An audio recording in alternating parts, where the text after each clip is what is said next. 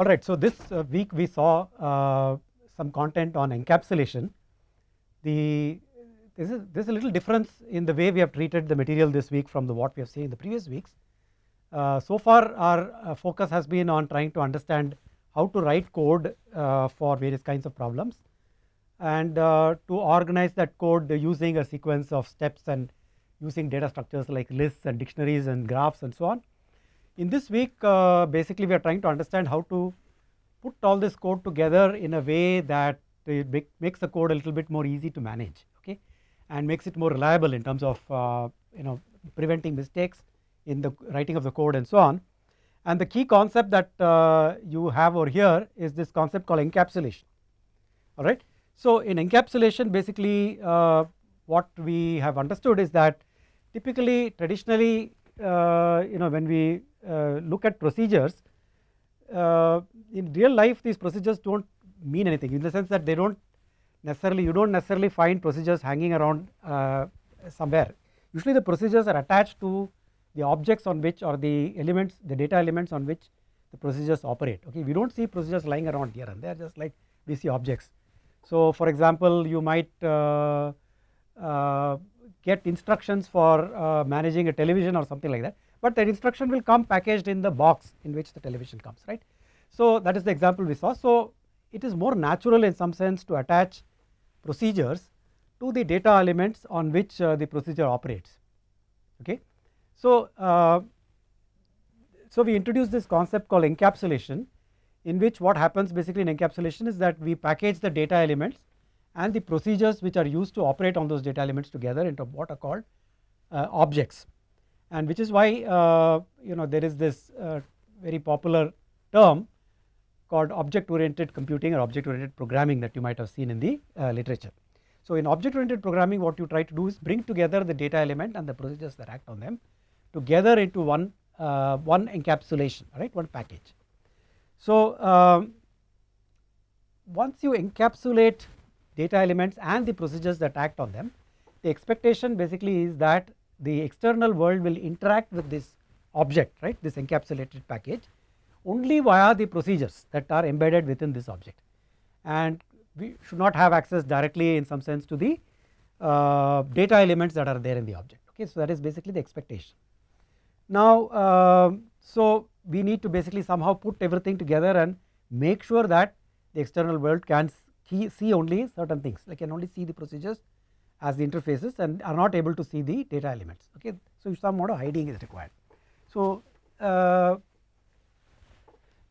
big advantage of hiding the implementation from the external world is that you can manage the code much better. For example, the person who is using the code now doesn't need to worry about how the code is implemented, and the person who is implementing the code has the freedom to change the code if they want to improve its efficiency, for example, add some intermediate data structures, add additional features, maybe add an additional parameter or do whatever they want to do, and these changes that they are making internally to their code does not in any way affect the external world, okay. So this way you are separating out the problem of understanding what is being implemented, right, what is being implemented by the code from how the code is implemented. So the person who is implementing the procedure inside the object is more interested in how the code is implemented, whereas the person who is using that procedure from outside, the procedure of the object from outside, is only interested in some sense in the what is it doing for me, right.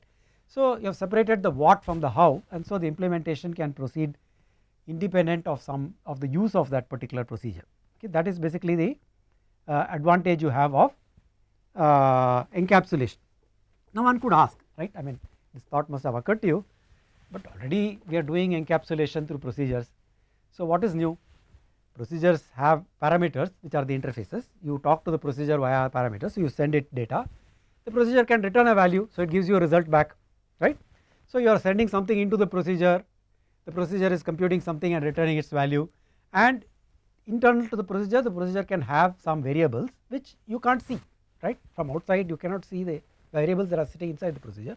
So it is hiding those variables from you, and the person who is implementing the procedure has the freedom to implement the procedure any way they want, and they can change the implementation of the procedure, and this does not affect the call of the procedure in any way, right.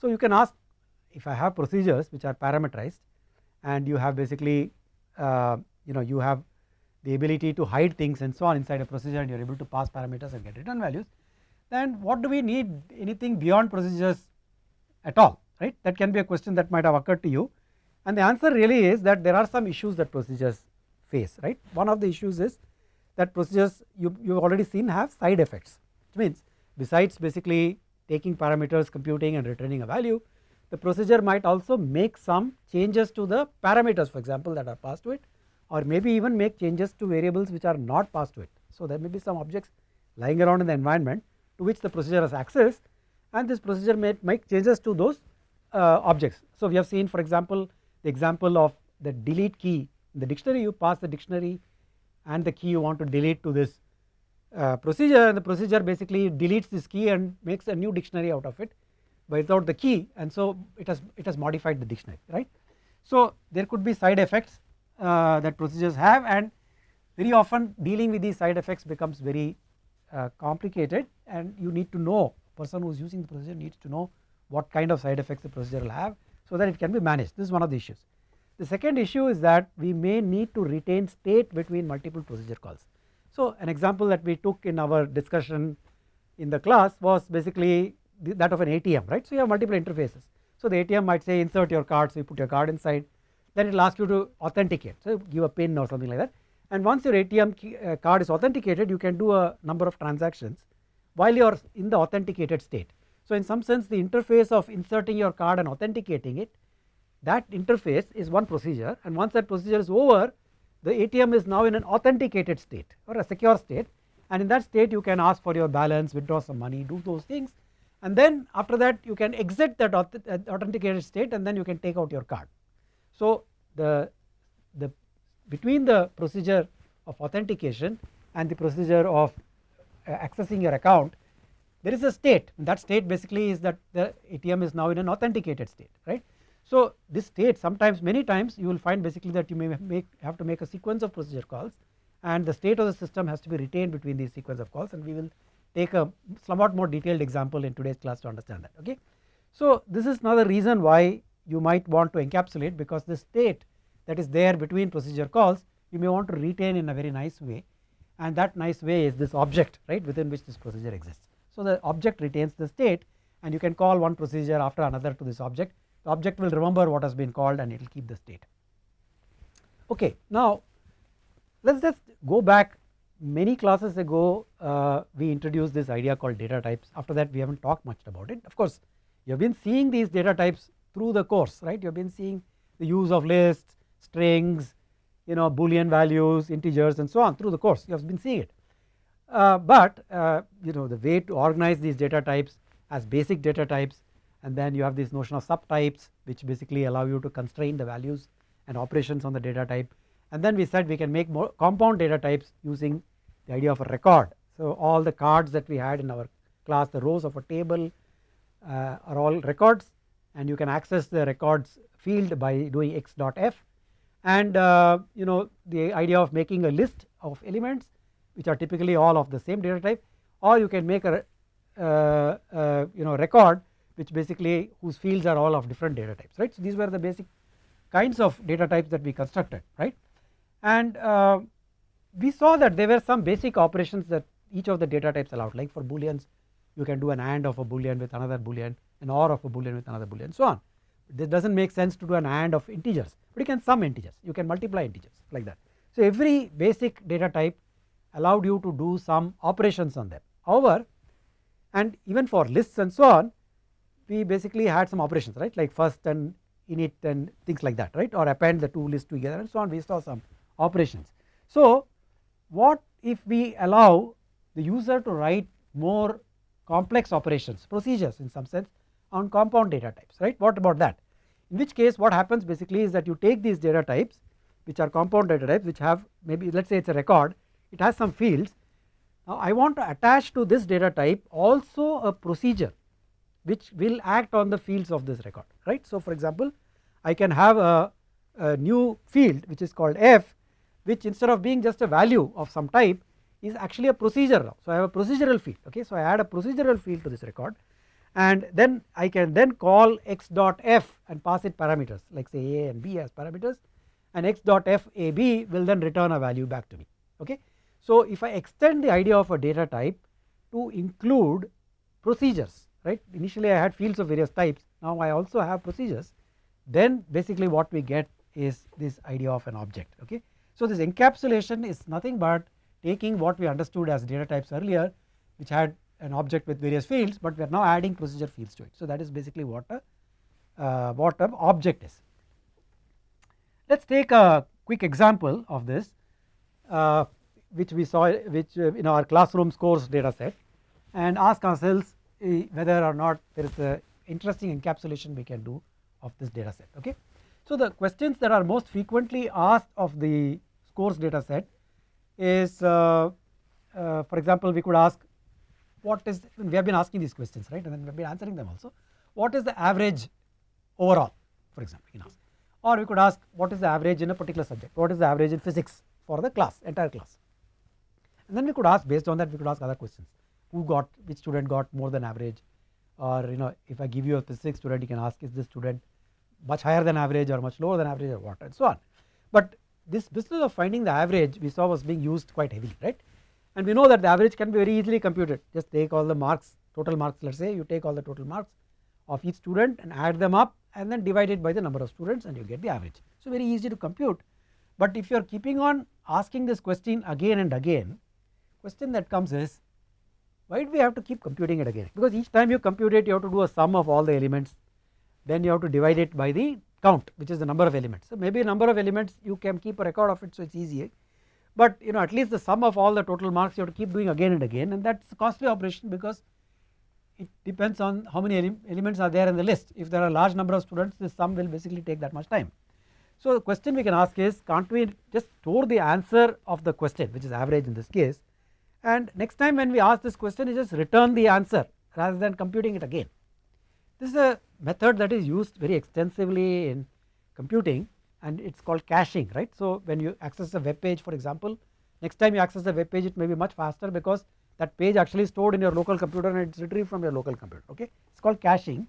So the idea here is that we want to store or cache the result and return the result from the cache rather than having to compute it again. So that's much faster. Okay. Now obviously this will work only if the data set that we are using is static. Static means it's not keeping on changing.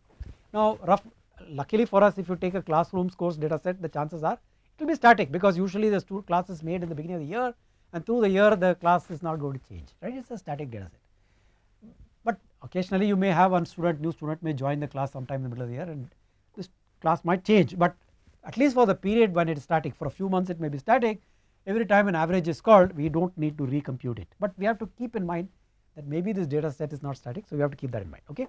But for the moment, let us assume that the data set is static and ask ourselves, if we have to store the result of the computation, how do we do it, and does encapsulation help? Okay. So what we want to do really is, we want to create an object, let us say CT, okay, which CT stands for class teacher, because we in our discussion we basically talked about class teachers, physics teachers and so on, and these class teachers are the objects who basically do work for us, right, in some sense who give us results. You ask questions to the class teacher and class teacher gives you an answer. So we are expecting that we can ask this class teacher for the average of the class teacher is able to return it. Now class teacher, assume, is object of data type called class average. So we are trying to define this data type called class average, and so we have to define its fields, we have to define, now we have added a new thing called procedures, we have to define the procedures also of class average. Okay. So first thing we observe is that class average really does not need all the data of the class, right. It does not need all the cards of the all the data, the name of the students and the age, date of birth and other things it does not need. It just needs, because to compute the average all we need is the total marks. So if you had the total marks, then of each student, then you can compute the average, and that's all you need for this particular example, right. Of course if you have another example you might need some other data structure, but we have learnt that we can collect whatever data structure we want and put it together in the form of list or dictionary or something like that. So we can process the cards, collect all this data and store it, and then write these procedures. In this case what we have done basically is processed it and kept only the total marks. Okay, we have kept a list of the total marks. So it needs only the list of total marks. So let us say that the data type class average has a field which is called marks list, and this marks list holds the total marks of all the students in the classroom data set, which is enough for us, right, for doing average. Now what we do is we add a procedure called average to this class average, right. So far our records, or basically our data types, did not allow procedures to add, but we are now extending it to allow procedures. So we are adding a procedure called average to class average data type, and average is supposed to find the average of the list, right. Now since we want to store the answer after we compute it first time, and then next time we want to return the stored answer, let us assume that we have a field, right. Class average is a data type, so we have a field called a value that class average has, the data type has, and this field a value will hold the result of the computation. Of course you can ask, what happens at the beginning when the object is created? There is nothing has been computed so far. So initially let us initialize a value to -1. So -1 is a number, just like we saw for min and max when we did and so on. We have to choose a number which basically can never occur as a possible average value. So -1 average, we know all the marks are at 0, at least 0 or higher. So the average is also going to be 0 or higher, so it can never be -1, negative number. So we choose a value equal to -1, so that by looking at a value we will know whether or not the average has been computed or not. So if a value is equal to -1, it means that the average has not been computed. So how does ct.average work, the procedure work? ct.average will first check if ct.a value is -1 or not. Okay, so we know that -1 basically means that average has not been computed yet. So if it is -1, then it has to compute the average, right. So it will basically go and compute the average. But if it is not -1, which means it is some positive value, let us say, then it means that the average has already been computed. So it just needs to return ct.a value. Okay, so ct.average will first check the value of ct.a value. If ct.a value is -1, then it computes the average. By how does it compute the average? It will add up all the total marks in the list and divide it by the length of the list. So that is average. But if it is already computed, then ct.a value is a number which is value which is not -1, and so then it can basically return it. So what is important basically is that after we compute the average, we store that average in a value, so that a value is no longer -1. So this makes the procedure extremely fast second time, right. First time when you call it, it will actually compute the average, it may take some time, but subsequent calls it just returns a value, so it is extremely fast. Okay, so it is caching, so it is doing it very fast. So this is a great advantage we have now. But of course the key thing you have done here is we have stored the result in a field called a value. See, if this result were stored inside the procedure, then when the procedure returns you do not have access to that field anymore. So it can't be done in some sense by keeping the value inside a procedure, it has to be kept outside the procedure. If you ask if it has to be kept outside the procedure, where do you keep it, right. Now in the case of an object there is a natural place to keep it, because you can create a field which is also inside the object. Procedure is inside the object, a value is also inside the object, so there is no problem in keeping it in a field which is outside the procedure. Okay, that is basically the advantage. Now we can ask, suppose I want to find the average value of individual subjects, what do I do? The answer is, just like CT, we could create new objects called physics teacher, maths teacher and chemistry teacher. Okay, and each of these, they can hold the entire classroom data set if they want with all the fields, but again we see it is not necessary, right. To compute the average of physics marks, all you need is the physics marks, right, you do not need anything else. And similarly to find the chemistry average, you only need the chemistry marks. So maths reads only the maths marks. So let us keep inside the physics teacher PhD object, let us keep only the physics marks list, and chemistry teacher object keep only the chemistry marks list, and similarly maths will keep only the maths marks list. So whether it is the class teacher or the physics teacher, or it is a chemistry or the math teacher, any of these teachers, there is only one marks list they will be maintaining. So in some sense the same data structure, class average, can be used for this, because class average we know as a field which has the marks list data field, right. So we can use that same class average data type for this, but for storing at least for marks list. But what about the procedure? We saw that the procedure, the class average has a procedure called average. Let us see whether we can apply this procedure called average for physics teacher and see what it returns. Okay, now remember what average did for class teacher. It is not actually class teacher's average procedure, it is class average, it is a data type's average procedure, and class teacher happens to be an object of that class average data type. So therefore class teacher also had access to average, right, in some sense. So since physics teacher is also an object of type class average, so physics teacher also has access to the average procedure. Now what does physics teacher dot average procedure do? It will check whether, now key thing here, important thing, right, it will not check class teacher's a value, it will check its own a value, right. Physics teacher's average checks its own a value. So physics teacher's average checks its own a value, which is physics teacher dot a value, and see whether it is -1. If it is, then basically it means that it needs to compute the value, so it will compute it, otherwise it just returns a value. So it works, okay. So we are seeing basically that not only does average, the procedure we wrote in average for actually class teacher, not only does it work for class teacher, but it seems to work also for physics teacher, and if it works for physics teacher, I presume it will also work for chemistry teacher, it will also work for math teacher. So the same data type class average can now be used for all the objects, class teacher, physics teacher, math teacher and chemistry teacher, okay. So it makes the code really neat now. Just like a procedure, basically we thought about a procedure as something that can be called many times with different parameters and it would do different things for us. Now we seem to have something called a class average data type, which we can keep reusing to make different kinds of objects. We can make class teacher object, physics teacher object, math teacher object, chemistry teacher object and so on. Let us just compare these two things, right, the parameterized procedure with this new idea of objects and encapsulation. So the average marks procedure, which we saw earlier in one of the earlier classes when procedures and parameters were being discussed, looks like this, right. So it is a procedure which takes one parameter, and that parameter is a field. So you can call average marks with the total field and it will return average total, you can call it with maths field and it will return the average of maths and so on. So we can call average marks procedure with a field name, it could be total or it could be the subject name. So that is how we wrote the procedure call with different field values. But when we write the thing with objects, this is how you would write it, right. So now we are saying data type class average has a procedure average within it, and there are 4 objects now of type average, of type class average, which is class teacher, math teacher, physics teacher, chemistry teacher.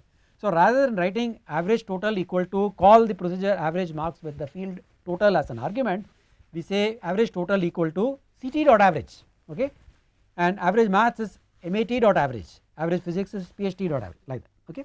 So you can see that subtle difference between the two things, right. In the procedure call you pass the field as a parameter to the procedure and get the result, whereas here you are making an object and calling the object's procedure CT dot average, okay. So a slight difference, whereas the in some sense the object was a parameter of a procedure earlier, now the procedure is in some sense the parameter of the object, you can think about it like that, you are calling the procedure of the object, okay. So that is how we are thinking about it now.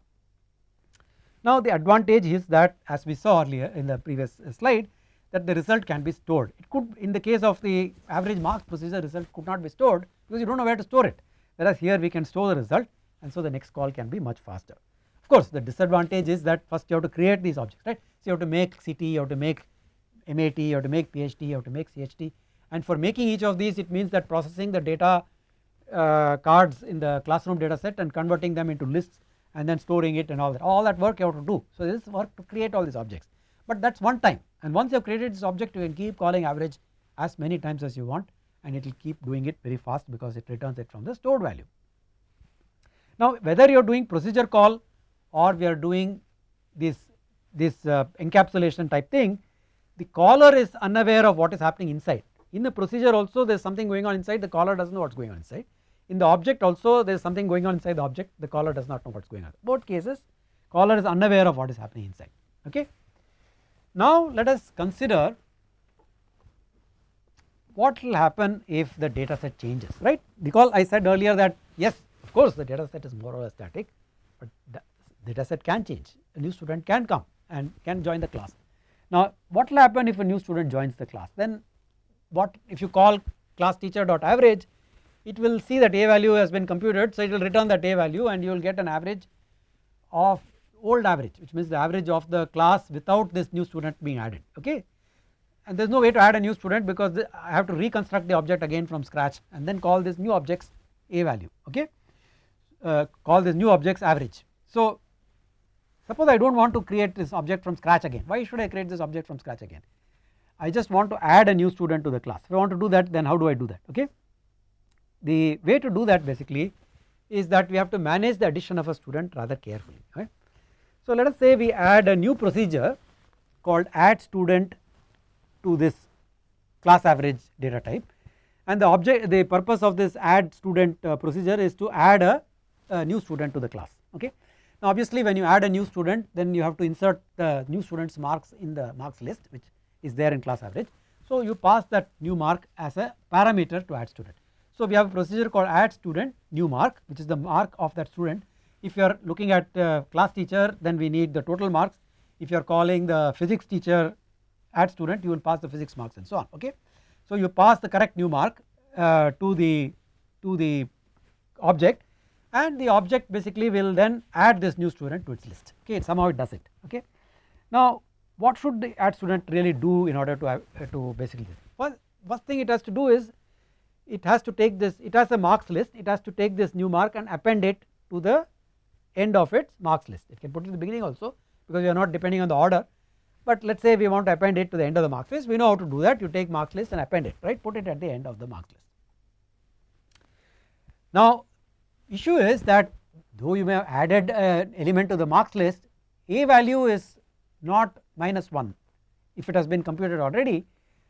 If that were the case, then average will return a value without computing it. So you must make average to recompute the average from scratch, from first principle. So which means that add student will also need to reset a value to -1. So what this does basically is once a value is reset to -1, the next caller when they call average, it will see that the a value is -1 and it will recompute the average again.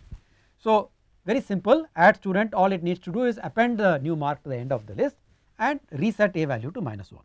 Okay. So what does the class average data type look at all at end of all of this? It has two data fields and two procedures. What are the two data fields? It has the data field marks list, which contains the list of marks, whether it is a total marks or the subject marks, and it has a field which is called a value, which is either -1, which means not computed, or holds the computed average value, and it has a procedure average that returns the a value if it has been computed already. It means it is not -1, or else it computes it and then stores the result in a value. Okay. And procedure add student, what would it do? It will take the parameter which is the new mark and append it to the end of its marks list, and it will reset a value to -1, which will force the average to be computed again. Alright. So this collection now, this collection, which is, what is this collection? This encapsulation is a package. It contains two fields and two procedures, and this package is now not only going to compute the average very fast, but also is going to be accommodative of new students. It is going to allow you to take in new students. So we are done. Okay. So you got what we need. So there is a problem though. Okay, what is the problem? Problem is that what prevents somebody from outside, external caller, to simply take class teacher CT and get access to its marks list. Somebody can say ct.markslist and gets the marks list of the class and start processing the marks list, do whatever they want to the marks list. They can do that. So nothing, or they can look at ct.a value directly without actually calling procedure average, and they can set a value to some other value, 3 let us say. Some malicious person can call ct.a value and take ct.a value and put 3 in it, and then the average will become 3, and then when you call average you will get 3 and you will find out, you will not know what is going on. So somehow this object should also, this class, this data type should also be able to say to the external world, you do not have access to the fields a value and marks list. You only have access to two procedures, average. You can call average to find average, or you can call add student to add a new student. You are not allowed to do anything else. Alright. So we need to have a way to hide some things from the external world, right. Yeah. So okay, what I wanted to say also basically is that in a sense the what I did not mention is that average and add student can, without saying, it is not necessary that ct.average write ct.a value to access a value. It can just say a value, that is enough, because it is assumed. You can also write ct.a value, but if you write a value, it is assumed basically that a value is a field of my object, my own object. So you do not need to, you can just use their name, and it is as if it has been passed as a parameter to the procedure, though you are not passing it as a parameter. So the effective thing is that every procedure inside an object has access to all the fields of the object by name. They can just use them as if they are local variables. Okay. And side effects to the fields are expected. Not only is it possible to make side effects to the field, but you expect to make side, because as if you remember I said basically that between one call of a procedure and another call of the procedure this particular object retains the state. And how does it retain the state? It retains the state by changing some fields, like we saw that it retains the state whether the average has been computed or not by setting a value to some value, okay. So it is retaining the state. So we in fact expect the procedures will have side effects, and these side effects are to the variables, the field values of the data type, okay. So how do you hide or restrict access to the fields of a data type? And this is done by typically marking or declaring, right, the field as a private field or a public field. You will find various annotations that are available in different programming languages to do this, okay. So but all of them basically the intent is to mark the field itself to say whether it is private or it is public. Private means it is not available to the outside world, public means it is available to the outside world. So class average we know now has two private fields, marks list and a value, which is not available to the outside world. It is only available to procedures inside class average, and it has two public procedures, average and add student, which anybody can call. So there are two published or public procedures and two private fields, and only the procedures of this particular class can access its private fields, okay. So this way you can hide the access to marks list and a value, and so this object or this encapsulation is now secured or it's safe, right. There is no way for anybody to tamper with it anymore. It's got a proper bundle of things, whatever it needs, and it's got these two interfaces through which you interact with it, average and add student, right. So note that you can also declare a procedure to be private. Of course you can ask, if you declare a procedure to be private, what use is it? Because nobody can call that procedure from outside. The answer is that it is maybe useful as a procedure within this object itself. So if I want to create a procedure which will be useful for other procedures inside this object, then I can write a procedure like that, which is in some sense a data processing procedure, and that procedure can be made private, and only the other procedures inside this object have access to it. That also can be done. Now I want to take one more example before we conclude this particular lecture on encapsulation, and that is to look at the shopping bills data set. And the reason why we are trying to take another example which is kind of very similar is because I want to show you that these objects that we are making also can resemble each other. Just like code can resemble each other, we can find patterns between pieces of code and so on. The structure of objects also may resemble each other, you might find patterns between objects. That is what we want to see, okay. So let us assume this shopping bill data set is there, and we want to ask ourselves what kind of questions we ask. So we typically, somebody might ask questions like how many shirts were sold, or what is the price of the shirt, what is the average price at which a shirt was sold, or maybe even what is the maximum price at which the shirt was sold, what is the minimum price at which the shirt was sold or bought. These are the questions that one might ask, right. This may be questions that may be asked very often, primarily because whenever somebody is, if you are an analyst and you have collected all the shopping bills from the shop, these are the kind of questions that you may want to know. You may want to know what is the range of prices at which shirts are being sold in the market and so on. So that is why it is important to know these kind of things, right. So let us say we define a data type called category, and we create an object just like class teacher was an object of type class average. So we are saying shirts, the object shirts is of data type category, and what kind of fields does it need to have? It can in principle have access to all the shopping bills. We can make a copy of all the shopping bills and put it inside this object, right. But that is wasteful. I mean, we do not need all the shopping bills. What do we need? In order to compute the average or the minimum or maximum of shirts, we need only the line items inside the bills where shirt is found, right. If inside the bill there is a line item in which you see shirt, then that line item we need to keep.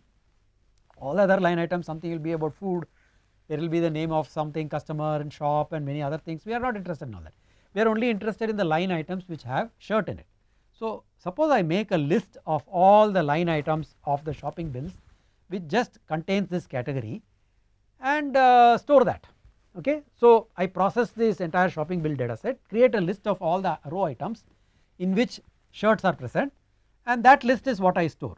So category could have a private field, remember private field because we do not want the rest of the world to have access to it, called item list, which carries all the row items of all the shopping bills in which those row items in which basically shirt is present, right. So shirt, it is a item of type shirt which is being sold. So we are picking up all the shirt sales from across all the bills in the shopping bill data set, and we are making a list out of it, and this list is stored in the private field called item list of category. Now what kind of procedures do we need? We saw that we need basically, we may want to find how many shirts are sold. So we'll see later how to find how many shirts were sold, but let's say we have a procedure called count, which counts the number of items, that means size of the list. How many row items, how many purchases of shirts were made, okay. Now each purchase of shirt may be 1 shirt or maybe 3 shirts or 2 shirts, or we'll see that later how to handle it. But how many row items of the bills are basically carrying shirts, so that basically is count.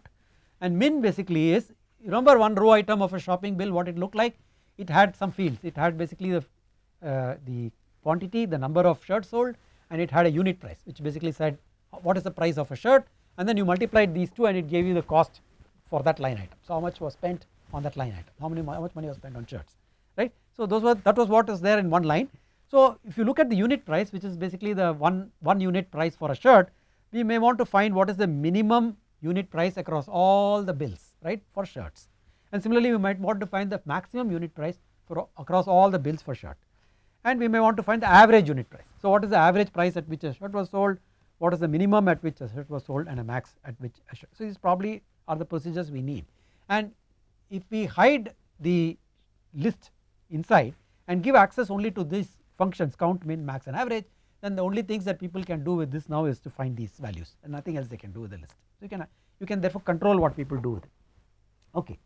So the category data type encapsulates one private field which is item list and 4 procedures count, min, max and average that anybody can call. Now if you want to do this for a particular shop, that means you want to find all the shirts sold by Big Bazaar, or you want to find all the shirts sold by Sun General, right, then what do you do? So do we need to create a completely different class? The answer is no, because whatever we created, this category data type, basically all it had was a list, right, and it was finding the average and minimum maximum of that list. So what if item list, instead of storing all the shirts across all the shops, it stores only shirts that were sold by Big Bazaar, right. So we filter the list by Big Bazaar and we get a smaller list. So we filter the shopping bills to extract firstly the rows which contain shirts, but not only do we do that, we only take those rows from those bills which are from Big Bazaar. So that item list basically only contains row items of shirts that were sold by Big Bazaar. So we have a smaller list, okay. And similarly if you want to do find out what were the items which were shirts which were bought by a customer, then instead of filtering by Big Bazaar, you can filter by the customer name. You can find out how many shirts did Srivatsan buy, for example. So you just filter by Srivatsan, okay. So you can filter it by shop name or by customer name or anything else, and you will get a smaller list, but all the procedures will work, whether you do average, min, max, anything, right, all of these will work in exactly the same way.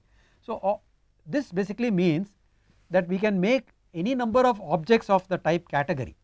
We do not need to create another data type, right, the same data type, any number of objects we can make, but while making the object you can apply all kinds of filters to make the list, and then basically you can keep calling the same functions, which means count, min, max, average for all these objects, and they will all work exactly in the same way. So this makes the code really cute and neat, okay.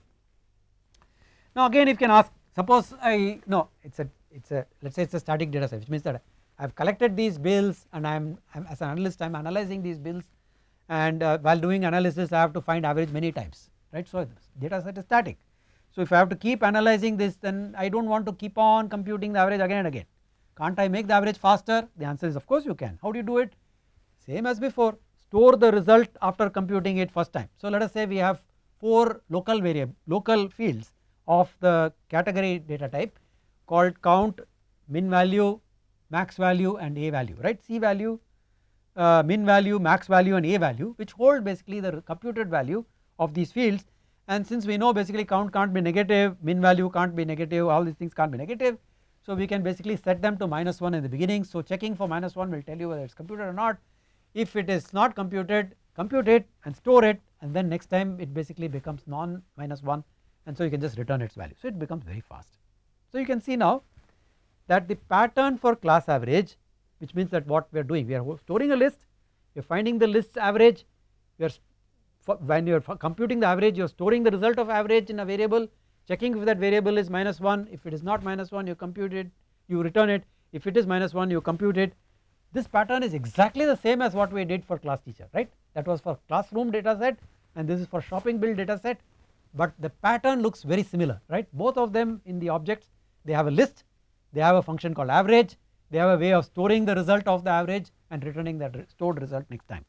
So we can see that there are some computational patterns that are coming out which are very neat, which are not contained to only procedures, but procedures, storage of things on the side and using those stored things to actually accelerate. All of that is part of the pattern that we are seeing, and this pattern is common between shopping bills and classroom data set. So effectively, you know, the advantage of basically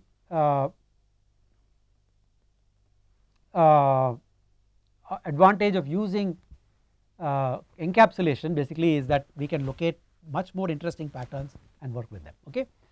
Now let us consider a slightly more somewhat different kind of example here, where I mentioned earlier that count, the procedure count only counts the number of row items. Now that is not very satisfactory. I want to actually find out how many shirts were sold, right? One row item may have 4 shirts, another row item may have 3 shirts, another may have 2 shirts. So actually what I should do is I should add up all the quantities from the rows and return that as the thing. So maybe I should have a procedure, another procedure which is called number. Okay. So you call number, you call shirts dot number and it returns how many shirts were sold, number of shirts sold. So what will number do? Basically it will not just simply count how many elements are there in the list. For each list item it will look at the quantity field and add up all these quantity fields and return it. That becomes the total number. Okay. So we could do that. The problem is we have seen basically that certain kinds of only certain kinds of category items have discrete things where number makes sense, right? For example, if you are buying grapes, it does not make sense to count it in terms of number of grapes or something like that. That does not make sense at all. On the other hand, a much more natural unit for grapes is kgs, right? Did you buy half kg of grapes, quarter kg of grapes, 300 grams of grapes or something like that. So for grapes you would rather measure the quantity in terms of kgs, whereas for shirts and pants and so on you would rather measure them in terms of discrete units, how many items were sold, like 4 or 3 or something like that. So number makes sense for category, but for kgs maybe something else like quantity makes sense, right? How many kilos, right? Quantity in kilos is probably makes sense, quantity measure makes sense. So we are seeing basically that number does not make sense for grapes and quantity in kilos does not make sense for shirts. Nobody buys shirts in kilos, they buy grapes in kilos and they buy shirts in numbers, right? So number makes sense for shirts but not for grapes, and quantity makes sense for grapes but not. So one thing I can do is I can put a procedure called number which returns a integer, and I can put a thing called quantity which returns a fractional value, because when you add up all the quantity elements you may get 1.35 kilos, right, something like that. So quantity returns a fractional value and number returns integer. I can have both, but then what happens is somebody from outside, and you have to make it public because you do not know who is going to call. So you make both number and quantity public, then some guy might just go and call quantity for shirts and somebody else may go and call number for grapes and you will get some nonsense value. Okay. So to prevent that we must make number available only for shirts and quantity available only for grapes. How do I do that? So I do not want to recreate completely the object from scratch, right? This class I have already done a lot of work on category by creating these procedures min, max and all that, which seems to work for everything. So I want to continue to use min, max, count and average, but I now want to add 2 more procedures, number and quantity, but number is only for shirts and quantity only is for grapes. So how do I do that? Now the way to do that basically is to use what are called derived data types. Okay. So we create 2 derived data types, one is called number category, another is called quantity category, and these 2 derived categories are derived from category. So every procedure of category is available. So generic procedures like count, min, max and average are all available. Remember this notion called subtype which we talked about when we did data types. The subtype basically has access to all the parents procedures but may override some of them or maybe narrowing them down or redefining them. Okay. So in the same way here the derived type has access to the parent type, in this case quantity category has access to all of categories procedures, but in addition the quantity category has its own procedure which is quantity, and the number category has its own procedure which is called number. So now you cannot call quantity of a number category item like shirts. So now you define shirts not to be a object of type category, but you call shirts an object of type number category, so that it not only has access to count, min, max and average, but it also has access to another procedure called number. Similarly, you can define grapes as an object of type quantity category, so it will have access to count, min, max, average, and it also has access to quantity. But grapes will not have access to number anymore, because grapes is of type quantity category and quantity category does not have number defined on it, right. So this is the way you deal with these kind of specific variations or branches that you are getting in things when you start from the top, okay. So to summarize, the idea of encapsulation basically is to package procedures along with data elements on which they operate, so that the data elements and the procedures together neatly can be put in a box, right.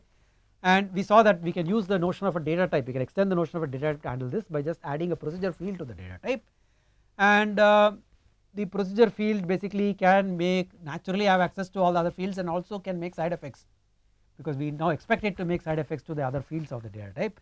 And this basically has a very interesting use case, which is basically that you can accelerate procedures, for example, and you can store the result, use that state between two calls and so on. So encapsulation is therefore in some sense a little better than procedures in terms of how it modularizes. Of course procedures also modularize, it also has parameters, it has a result value, it has local variables, it hides the local variables, it separates the implementation from the caller and so on, but you have some additional modularization possibilities in encapsulation. First one is what we discussed, it retains the state between calls, and so we used it to speed up procedures, you can use it for other things. It makes side effects much more explicit and natural as compared to procedures, and by using derived types you can keep on extending the functionality and do what you need, okay. The disadvantage of course of this object oriented method is that you have to, for every task you have to first create the object and initialize it, set up all the things inside it, right. So all this work you have to do, so there is work to do before you start, so that is the disadvantage, okay.